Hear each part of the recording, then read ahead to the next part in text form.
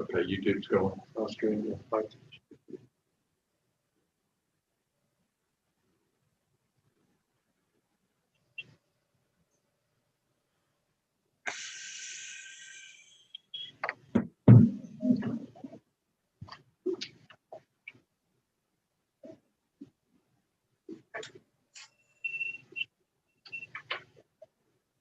Mr. Chairman, you have a quorum. We're live on YouTube. All right. Good morning, everyone, and welcome to the City of San Angelo Development Corporation board meeting for November 18th, 2020. It is now 8:48, and I will call this meeting to order. Notice is hereby given in accordance with an order of the Office of the Governor issued March 16th, 2020 of a regular meeting of the City of San Angelo Development Corporation scheduled for November 18th, 2020 at 8:30 a.m. The McNeese Convention Center, South Meeting Room, 501 Rio Concho Drive, San Angelo, Texas. Will not be open to the public. COSA DC members and staff will attend virtually in order to advance the public health goal of limiting face-to-face meetings, also called social distancing, to slow the spread of coronavirus COVID-19. There will be no public access to the regular meeting location. A public free of charge audio video broadcast of the meeting will be available on the city's YouTube channel. The meeting agenda and the agenda packet are posted online.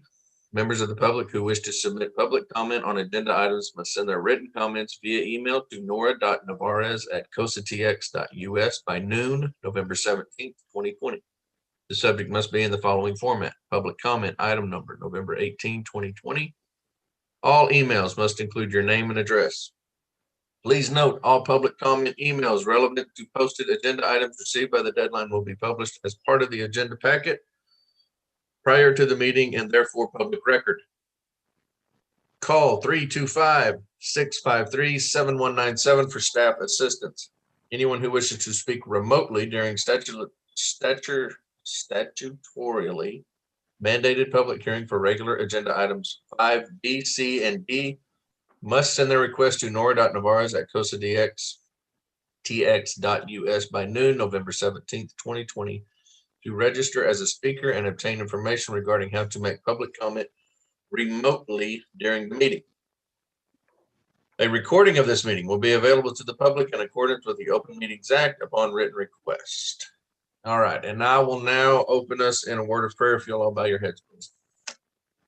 Heavenly Father, thank you for this time that we get to come together and look at the financial and economic benefits for this great city.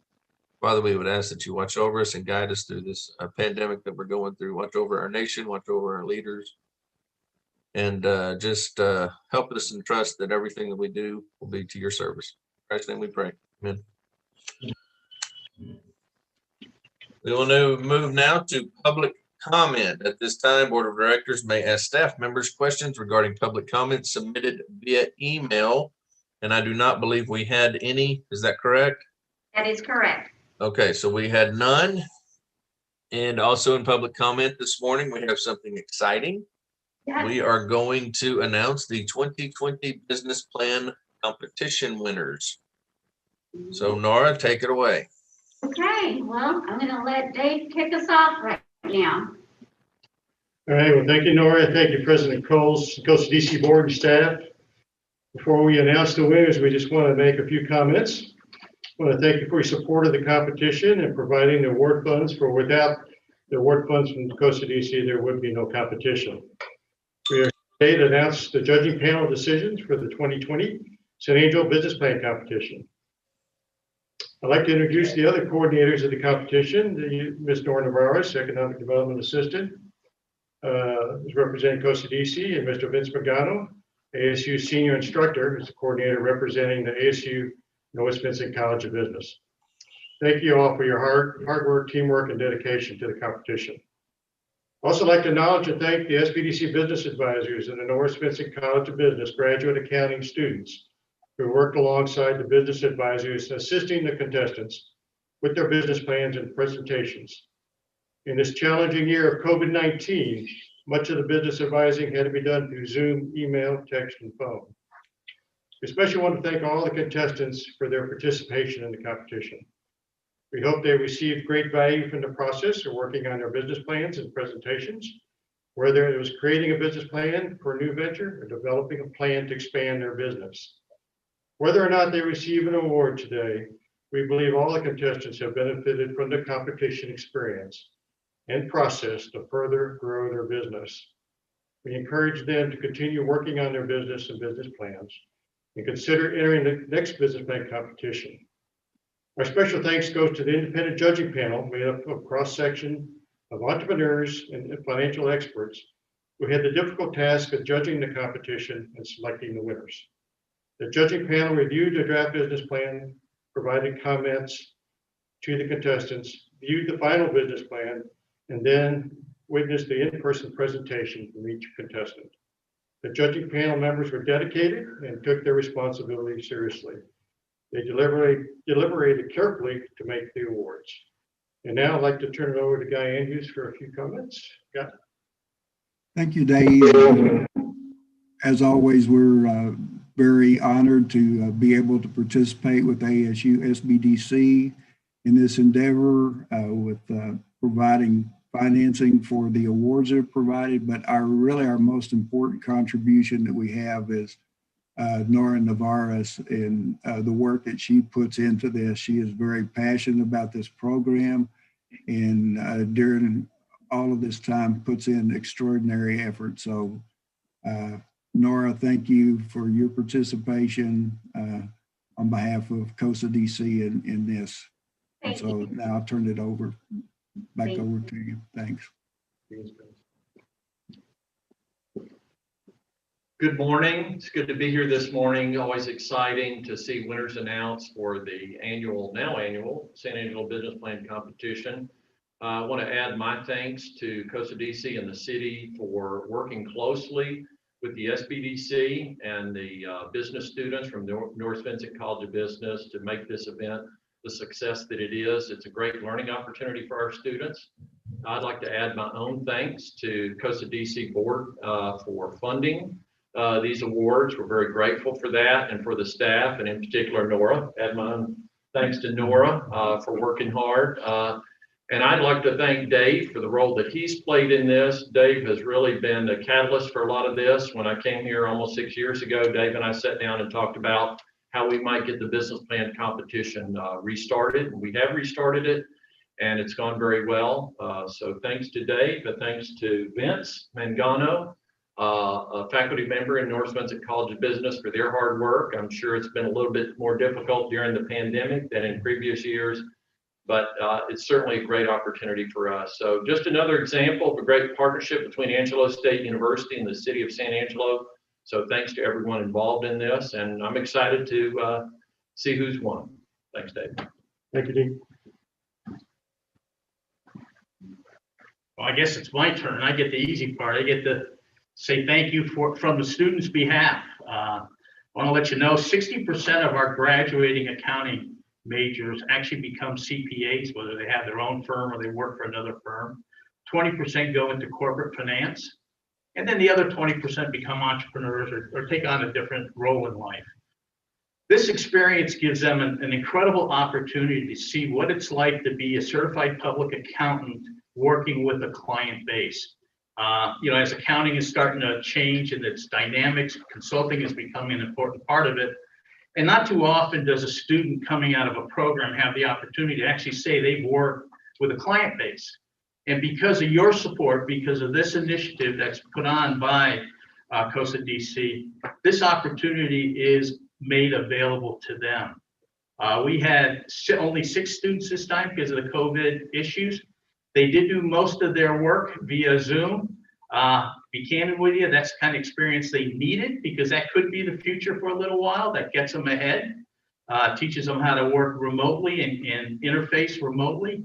So I just want to say thank you. Thank you to everybody involved. Of course, Nora, for sure, but David as well. I do want to thank the dean as well, because, this is a team project, and most especially Guy. Guy, without your support, I just tell a small story. Our meeting with Guy as students got rained out. The one day this semester that we got rained out was our meeting with Guy. But because of the representation of everybody here at the BRC, they did have a very good understanding of what it was like to have a COSA DC type program and how important government plays with private sector. They understand that in a relationship, and that was very important to them. So I want to say thank you to everybody involved, and especially to my students. Hopefully they're watching right now. Very strong thank you to them. They were great this year. I mean, awesome. So thank you. David? Nora? All right, thank you, Vince. So as one of the coordinators of the competition, it's always been a pleasure working with Dave and Vince. It's definitely a team effort. So thank you to both. Thank you.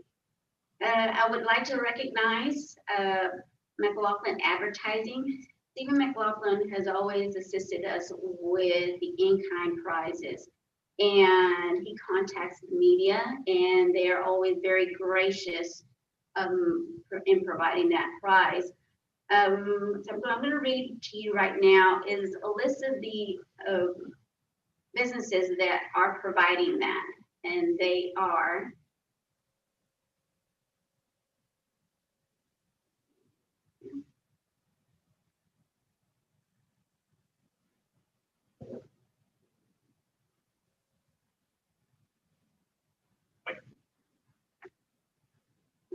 here we go.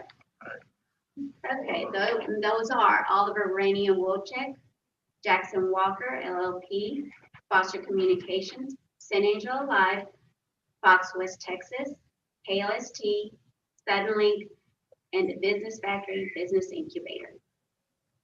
Thank you to all of our in-kind providers. Without you, we couldn't make the competition even better for our winners. As Dave said earlier, the judges were dedicated and took their responsibility serious. So I'm happy to say that the judges did select 3 places. All right, so I'm going to start off with 3rd place. Vince, if you'll grab that, and then when I announce the name, you can just wait. Okay. All right. 3rd place goes to Netco Fire and Safety, owned and operated by Shannon Kendall and Justin Doss.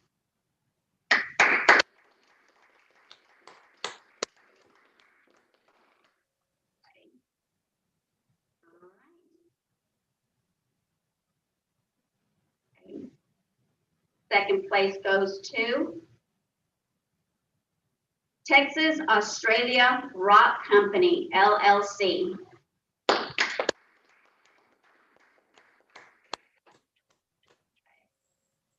And now for our 1st place. 1st place goes to San Angelo To Go, owned and operated by Preston Beavers, Preston Wimberly, and Cameron Jenkins.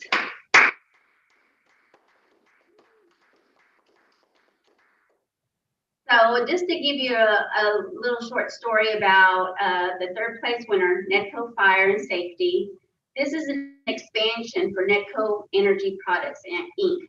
They will be inspecting, servicing, and selling portable fire extinguishers and inspecting and servicing kitchen vent hoods. 2nd place, Texas Australia Rock Company. They will be, this is a new business. They have engineered and produced a reconstructed limestone block that is manufactured by combining proprietary blend of crushed limestone, cement, and other ingredients. So that's a pretty good when they presented at the business presentation on Saturday. That was a pretty awesome product that they are producing. As for our 1st place winner, San Angelo To Go, this is an expansion for them. They will be expanding their business by integrating retail delivery services to the San Angelo area. So my congratulations to all of you. Dave and I, and hopefully Vince, we will be delivering the big checks and the plaques to the winners this afternoon. So I will be contacting those winners later after our meeting. But thank you for those of you, those that participated in this competition, and we look forward to next year's competition. Thank you.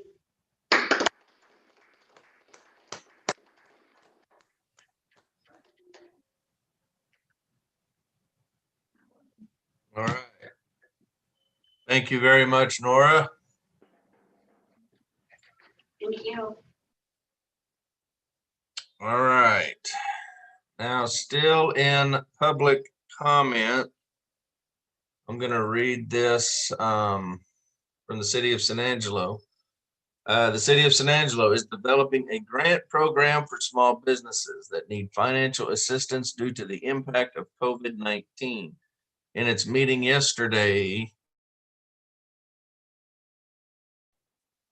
the city council approved the use of $750,000 from the Coronavirus Relief Fund grant, which was received from the state for the implementation of this program. City staff will work with People Fund, a nonprofit community development financial institution based out of Austin, to develop parameters for eligibility requirements, and has invited input from its partners such as the Small Business Development Center, Downtown San Angelo Area Foundation, and the Development Corporation. We ask that our citizens and businesses be watching for more information, as we will be working with the city's public information office to make them aware of the details of the program. That is also exciting to see that we have some available funds possibly for help during all of this. So, all right. I will now move on to the consent agenda. A, consider approving the October 13, 2020 and October 28, 2020 meeting minutes. Consider approving the necessary corporation disbursements. Consider approval of a VIP sponsorship of $10,000 for the Convention and Visitor Bureau Air Race 1 to be held October 2021, contingent on obtaining insurance and community sponsorships for the event. Consider authorizing the board president to execute an amendment to the Economic Development Performance Agreement entered into DLH Winland LLC effective November 1st, 2019, reducing the minimum capital investment required from $2 million to $1 million, with the commensurate reduction in the maximum grant payable from $400,000 to $200,000, and related amendments approved by the Director of Economic Development as to contend, and in a form approved by the city attorney. E, consider authorizing the board president to execute an amendment to the Economic Development Performance Agreement entered into with Special Materials Company effective August 1st, 2020, reducing the minimal capital investment required from $3 million to $1.25 million, with a commensurate reduction in the maximum grant payable based upon reduction in the minimum capital investment required, while maintaining the grant allowance for retention and creation of jobs from $350,000 to a corresponding reducing maximum grant sum, and related amendments approved by the Director of Economic Development as to content, and in a form approved by the city attorney. F, consider authorizing the board president to execute a service agreement with Kerbos Office Systems LLC for a pen and copier to be located at the Business Resource Center to be used by the Business Factory. Business Incubator Client, 69 North Chadbourn, San Angelo, Texas, 76903, for a 24-month term at rate set forth in lease dated August 21st, 2020. With content approved by the Director of Economic Development and a form approved by the city attorney's office. Do I have a motion for the consent agenda? Move for approval of consent items A through F. It's Bill Dindle. Bill, do I have a second? Second, this is Max. Thank you, Max. Any further discussion? All right. All in favor say aye. I will call out the roll. Bill. Aye. Max. Aye. Garland.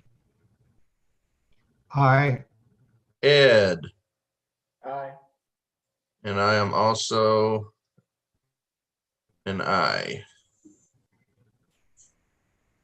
All right, motion carries. Thank you all. Moving on now to the regular agenda. A, update presentation regarding the 2019 Costa DC contract audit.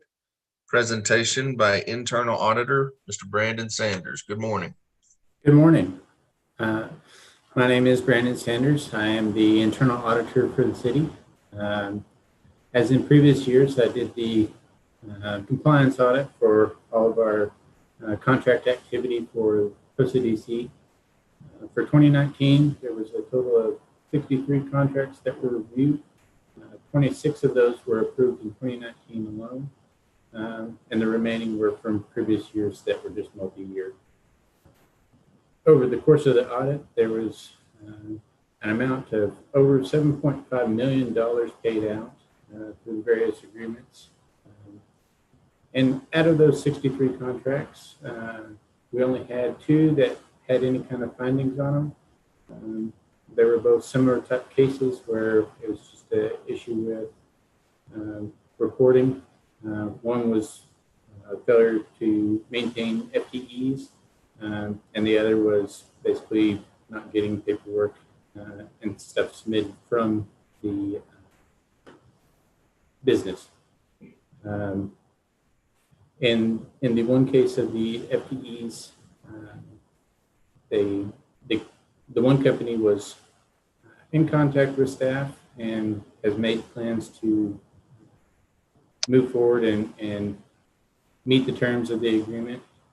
And on the other, we have not heard any correspondence back at the time of the audit. So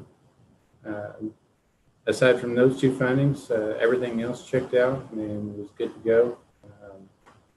So I had made a memo to staff and discussed it with them previously, that we need to look at possibility of using our clawback within the grants and things of that nature to claw back those that aren't in compliance with the terms. So I'm available for any questioning that y'all may have. Any questions or concerns from the board? Staff, do y'all have anything to add to it? No, sir.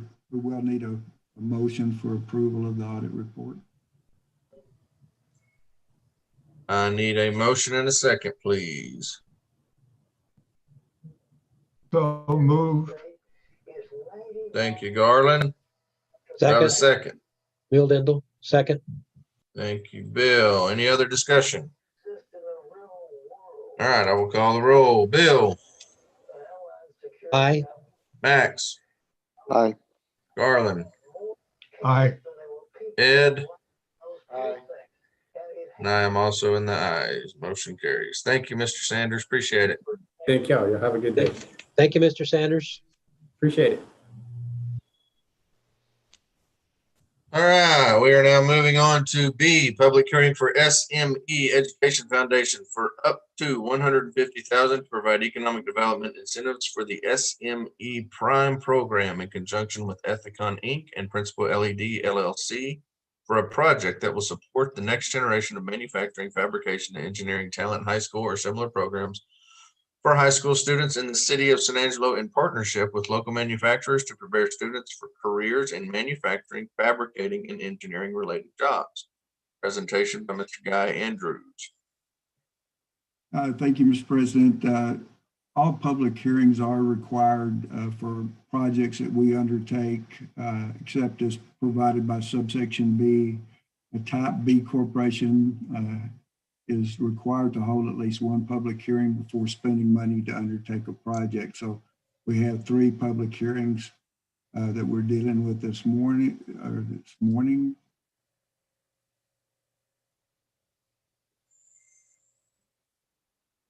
First one, as you mentioned, is the SME Prime program. And if you will recall, Mark Jones of SME Prime made a presentation to the board on September 23rd board meeting.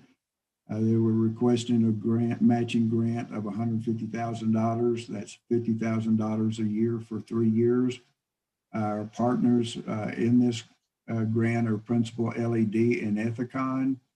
And it is a program under the San Angelo Independent School District. It says at Central High School, but this is actually the program is held at the West Texas Training Center, so that all campuses are included in this this program. That's the information I have in regard to that for our public hearing. So we do need to open the public hearing. Okay, very good. I will at this time open the public hearing. It is 9:13. Do I have any public comment?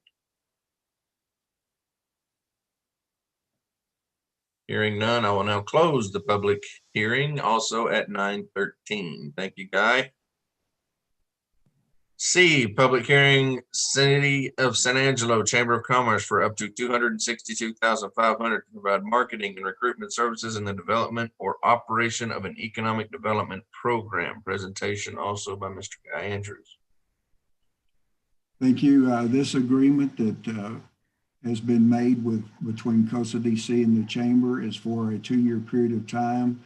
The initial term runs from January 1st of 2021 till December 31st of 2021. The agreement is identical to our 20 agreement with the exception of the dates, dollar amounts, and 2 added items that will follow. We recommended and had approved that the contract amount would be increased from $250,000 to $262,500 annually. The additional $12,500 annually is being reallocated from the High Ground of Texas $25,000 annual membership, which terminated on September 30th. And these are the items that we added to the agreement that the provider, that's the Chamber, will consider in the impacts of the COVID-19 pandemic, develop special marketing campaigns that address developing opportunities that arise, such as those resulting from supply chain disruptions, onshoring initiatives, and other adaptations resulting from the changed business and industrial environment. And also that we would explore, along with our consultants, new business opportunities in Mexico that would utilize the South Orient freight corridor. So that's the information on that one, and we'll need to open a public hearing. Very good. I will now open the public hearing. It is 9:15. Do we have any public comment? Hearing none, I will now close the public hearing. It is also 9:15. Moving on to D, another public hearing, monument signage for up to $100,000 to provide signage and related landscaping enhancing a project for cleanup and open space improvements on the Knickerbocker Road right-of-way and adjoining Bureau of Reclamation land open space fronting the San Angelo Regional Airport Mathis Field. Presentation by Mr. Guy Andrews. We'll recall that we first cleared the land that is across from the airport, approximately 15 acres that is on Bureau of Reclamation property. And what this item does is authorizes up to $100,000 for signage that will go on that location. You see it on your screen, a sketch of that airport gateway monument. This also matches with enhancements that will be made on the airport side of the highway with to the airport entrance signage on that. There'll be some additional work done on that. So the estimated amount for this monument, it is a little over $87,000. However, the board approved up to $100,000 in case there are any contingencies in regard to carrying out this project. This is being done under an MOU with the city of San Angelo. Al Torres, construction manager, has done the design on this work and is carrying this project forward to completion. So with that, I would ask that we'd open up a public hearing. Very good. Thank you. It is 9:17. I will now open the public hearing. Do you have any public comment? Hearing none, I will now close the public hearing. It is also 9:17. Thank you, Guy. We'll move on to E, discussion and board direction regarding potential future improvements to the industrial park phases 1 and 2. Mr. Bob Schneeman. Thank you, and good morning, everyone. This item, what staff is looking for is some board guidance on a number of projects at the industrial park. As I'm sure you're aware, phase 2 of the park is under construction, and that construction is nearing completion. We're basically down to the installation of one set of culverts, some rock riprap that needs to be installed, some concrete head walls, and then hydroseeding the disturbed areas of the project, and we'll be complete. Also, there's some concrete work to be done at the traffic circle, but and that will complete that project as far as the project was defined under the Economic Development Administration grant. That grant was for $2.5 million, and that grant was for 50% match on a $2.5 million project. And that left some additional work to be done. And then there are some items we've identified in phase 1 as well. In phase 1, as the board may recall, we have now a permit from TxDOT for a turn lane and access drive off of the Loop 306 frontage road. We've also got 3 lots, or a total of 19 acres yet to be developed, sold and developed along FM 380. And we have 3 properties that we're looking at to potentially buy back. We can go through these one at a time. Next slide, please, Guy.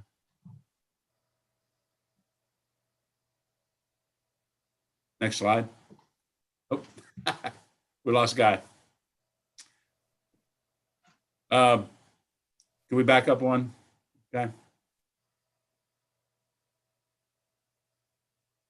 Okay, go forward one. Okay, this is the turn lane. We have the Loop 306 frontage road on the left there, and then a in-only turn lane that TxDOT has approved, a right turn lane and in-only entrance that TxDOT has approved. You can go to the next slide. That the price of that was estimated at $395,000 for construction, and that's by the engineers. This is shows the 19 acres. This is arbitrarily drawn into 3 different parcels, but looking at potentially doing a master plan of this area to perhaps do some improvements, maybe grade out the lots and create pads for development. We're estimating about $50,000 for engineering of that. That would be the next step. And then next slide, please. These are the 3 properties that are sold. They have been sold for over 2 years now, but have not been developed. 2 to the right there are both 5.25 acres. They were sold to a developer out of Hobbs, New Mexico. And then the third to the left there is 4.25 acres that was sold to a developer out of Eagle Pass. And the projects that they anticipated doing on those properties didn't come to pass. So we do have the option of buying those back. If we bought them back at the $25,000 per acre that we paid for them, the estimated cost would be $389,750. So the total improvements on phase 1 that staff is looking at would be a total of estimated cost of $834,750. And that would be excluding any actual construction on the 3 lots fronting on FM 380. We can advance slides, Guy. Go ahead, one more. In phase 2 of the industrial park, as I said, we identified a project at approximately $2.5 million for phase 2.2, plus an additional approximately 1.1 million that was remaining from phase 2.1. The $2.5 million was defined by EDA as Economic Development Administration as the most they would do a 50% grant on. So that left a number of improvements yet to be done. I'll go through those very quickly. Installing gas mains in phase 2 is about $300,000. Installing underground electrical distribution, that price is still to be determined. It's in design by AEP. And they've had some delays in their design due to the number of hurricanes that we've had, and a lot of their staff has had to respond to that. So they're kind of lagging behind in their design. Install fiber optic cable in phase 2 would be about $200,000. That's an estimate. Entrance monument signs for phase 2 would be about $125,000. And then clearing of brush from select areas of phase 2, about 66.5 acres. We're estimating that would be at about $50,000 for a total of $674,875, excluding any charges from AEP. And we can go on to the next slide, guy. This is just a rough layout of the gas, electric, and fiber. Of course, gas would go in its own trench. Electric and fiber could possibly be joint trenched. And it would just basically parallel the streets in the areas where we have done street improvements. Next slide. These are the existing, this is a picture of the existing monument sign, the entrance to the park.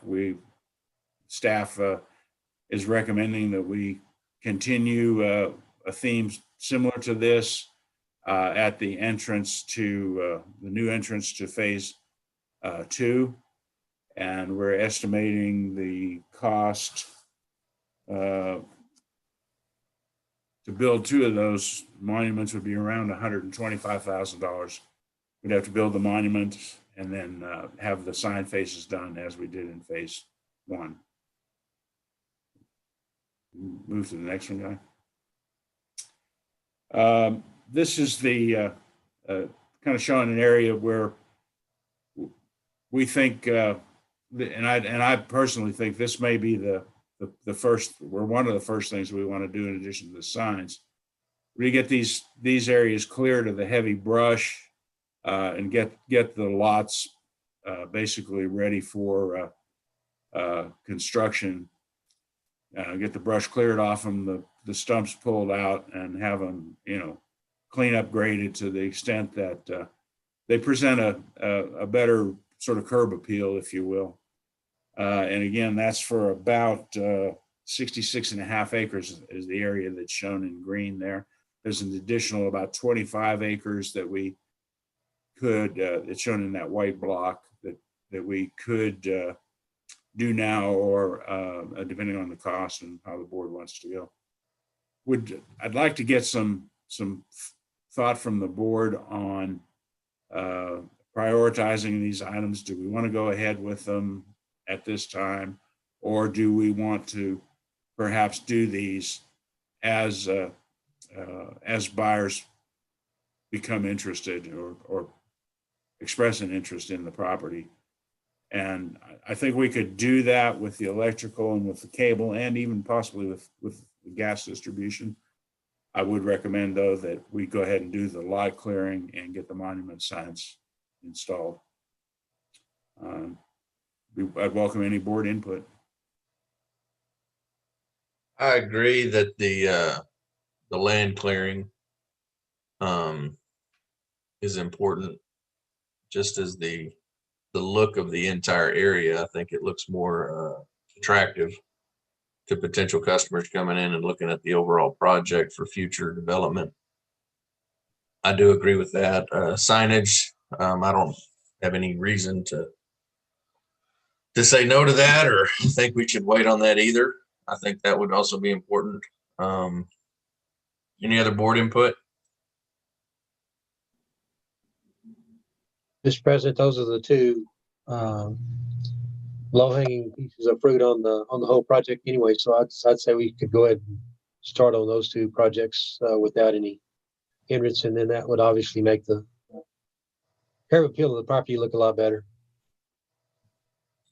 I agree. Ed, Max, Garland, you don't have any? This is Max. Bob, is there any cost benefit to, laying down the utilities all kind of on the front end and instead of doing it as buyers are interested in, will we have any cost savings or, from doing that ahead of time? I'm sure there are, Max, that the longer we wait, just the nature of construction, the longer we wait, probably the more it's going to cost.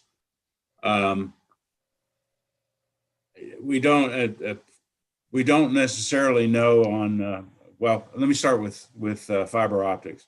I spoke with the engineer from Pioneer Communications, and he said basically they don't install fiber like you would other utilities, if you will. In other words, they don't run a line down the street and then everybody can tap off of it. Those will most likely be run for specific clients anyway. We could go ahead and install the ducts now that they could pull cable through, and that might lower the cost a little bit. Gas main, we're estimating, I would say it's probably less than 300,000, but that would be one that we could get some advantage out of right now. And then the underground electrical, I'm sort of waiting to see what AEP is planning to do and how we go from there. So I'd like to bring that one back maybe as a separate discussion item later on. I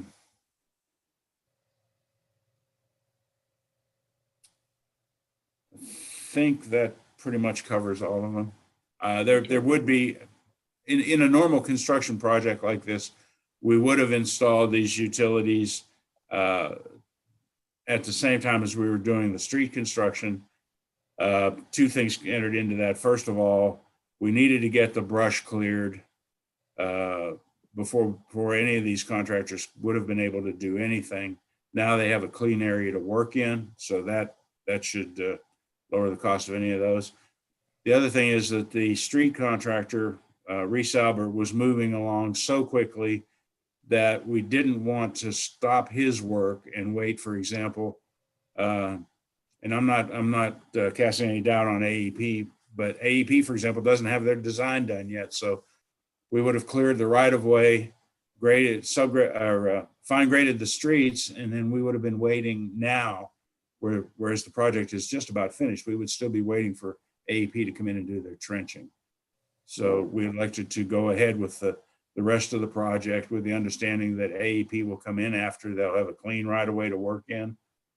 The only drawback to that is they will have to bore under the new streets. We won't let them cut those streets, and they've agreed to that. Yeah, I think and I agree with the first two comments about the sign and the clearing. But to that point, I think we should consider just approving all of the utilities now, so that later when we do have interested buyers, we're not delaying their ability to get up and running because they're waiting on utilities to be put in, right? Or they would have to just tie in into their facility. I think it'll be efficient down the road, and I think we'll have some cost savings if we consider just putting all of the utilities that we can in there on the front end. Okay, we can certainly put together something like that. What kind of time frame are we looking at, Bob? How long will it take to clear everything? How long will it take to get signage built? How long would it take to get ready to put in utilities? Well, to get ready to put in utilities, everything is basically ready now. The utility crews could get in there now and work. Street contractors out of their way. The monuments, I would say, we could probably get those done in, by the time we bid them, which we'll need to do, let's say 90 days for those. Gas gas would have to be bid. That would normally be bid by Atmos on our behalf because they have Atmos Energy. They have a list of approved contractors that they use. Again, that might be a 90-day process. Clearing of the brush.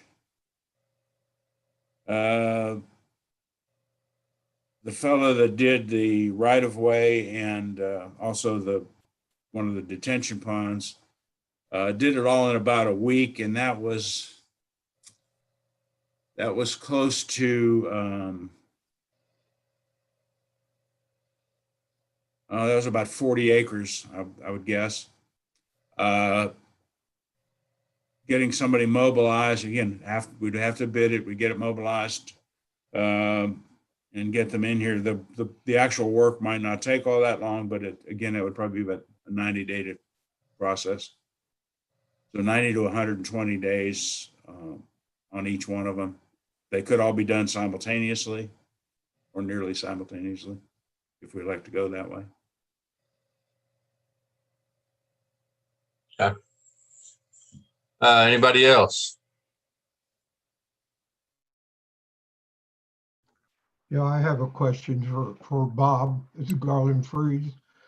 The buyback of those 3 additional properties that were undeveloped, is that normal for us to ask that they return any properties to us if it's undeveloped? That's actually a very good question. We have there's a provision in our conditions, covenants, and restrictions on phase 1 that says we have the option of doing that if they don't develop within 2 years. Both of those have been in excess of 2 years. They've already paid for the property. So we could look at it that way and say, well, I mean, the property is sold. We've done our part. We're just waiting for them to develop it. Or if the board would like to see those lots developed, then we could potentially buy them back and then hopefully seek out additional buyers. I will say that we haven't, we sold, we closed on the Coverlay property and on the Dakota properties, and we haven't had any inquiries since then. So things have slowed a bit. One thing I might add to that comment, I believe that both of those property owners are in oil field related businesses. Is that correct? That's correct. The likelihood of, under the current conditions of those being developed are probably slim to none. We don't like to sell property on just speculation, which in a way that was done. And so I think it would probably be our benefit to bring those back. We have prospects that have not moved forward currently, but will be. And I think there'll be opportunities to sell that property. So that's just my input into that. Hey, Guy, to that point, would it make sense for us to buy them back? Or if we had a buyer, would we be able to just allow the buyer or the prospect to buy directly from them? So we're not tying up cash flow. Yeah, good question, Max. We could actually do it either way to do that. Probably the advantage of us buying them back would be that those lots are now worth a lot more or selling for more than what we would pay for them. So there's an opportunity to not only be able to develop those, but to also bring some money into the Coastal DC coffers as a result. Okay. I think the first step would be, and I didn't want to approach the owners about potentially buying them back if the board had no interest in it. So the next step may be just to go ahead and contact them and see if they'd be interested in doing something like that. And maybe remind them that the board does have that option to buy them back at the original purchase price. Yeah, they might actually be willing, in the business that they're in, they might be willing to sell them back. So that's a good suggestion, is to make the contact with them and at least Right. have the discussion. I agree with that because I think there's a potential for selling them to another buyer at a higher rate than what we originally had it for. It doesn't send a good message for other prospects coming in to have property sitting there undeveloped when there's development occurring. If you have been out there lately, Frito-Lay property is well under construction. And, you know, we expect other construction to start with Allen's Transport and everything soon. So I think it behooves us to show progress in our park and that things are happening there just from the standpoint of marketing. I also spoke to an architect regarding the Coverlay property last week. So they're moving forward with that project as well.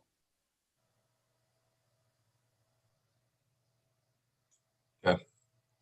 Oh. Can you hear me? Someone talking?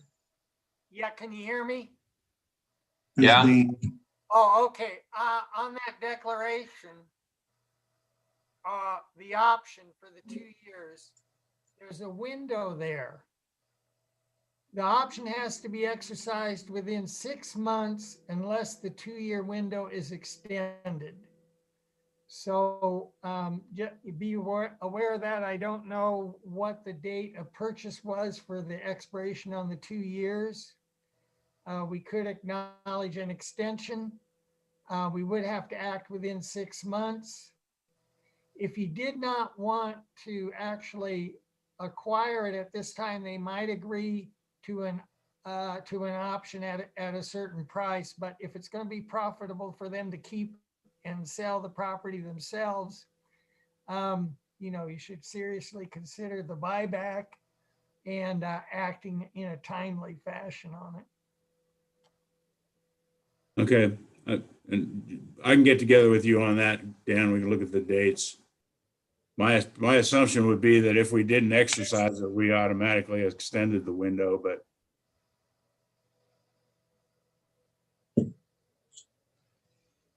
Okay.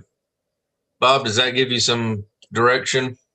it does. I think what the first thing I will do is pursue the entrance monuments and the clearing. And as soon as I have a little bit more information on the utilities, I'll bring that back to the board and we can decide how to proceed with those at that time. That satisfy everybody? Yes. All right. Very good. All right. Thank you. Thanks, Bob. All right, we will now move into closed session, executive session under the provision of Government Code, Title V, Open Government Ethics, Subtitle A, Open Government, Chapter 551, Open Meetings, Subchapter D, Exceptions to Requirement that Meetings be open under the following sections. A, 551.087. Business prospect, economic development regarding San Angelo Regional Airport, Mathis Field. It is 9:42, and we will now move into executive session. Just instructions on how that works is that everybody will leave the Zoom meeting, go to the Microsoft meetings to conduct a closed session, and then after that's over, we'll return and close the meeting out. So everybody should be muted, and you can go ahead and leave the meeting now, and I'll put up the sign that says we're in closed session. Do we need to mute the Zoom, or did you do that? No, I muted it for you, so. Okay.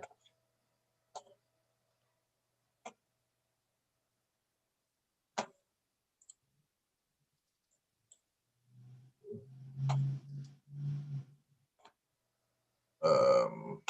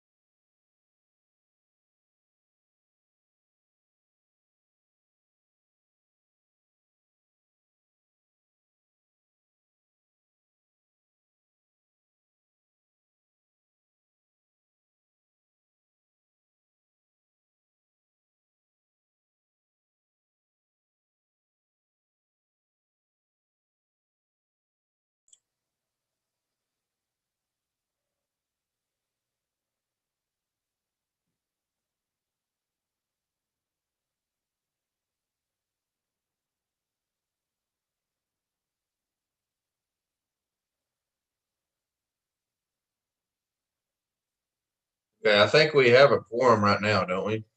Is Ed, Max, Bill, me? Yes, sir. We can go ahead. Okay.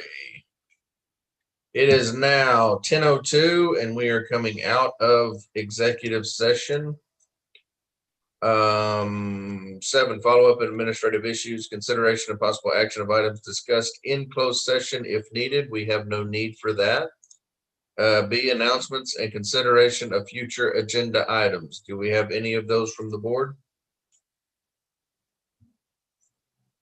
Hearing none, I would entertain a motion. to adjourn. Oh, wait just a second, Todd. Just a reminder, I'm going to try and bring the business plan winners to come back to the December 16th meeting. Our COSA DC meeting will be December 16th. And at that time, the winners will come and speak during public comment, just so that you can hear from them about what their business is. Perfect. Very good. And Nora, good job on all that. You do an excellent job with that whole. Thank you. deal. Well done. Thank you. Absolutely. Anybody else? Okay, now I would entertain a motion for adjournment. I move that we adjourn the meeting. Thank you, Garland. Do I have a second? Second. Thank you, Ed. All in favor say aye. Or hold on. Bill, Aye. Ed, Aye.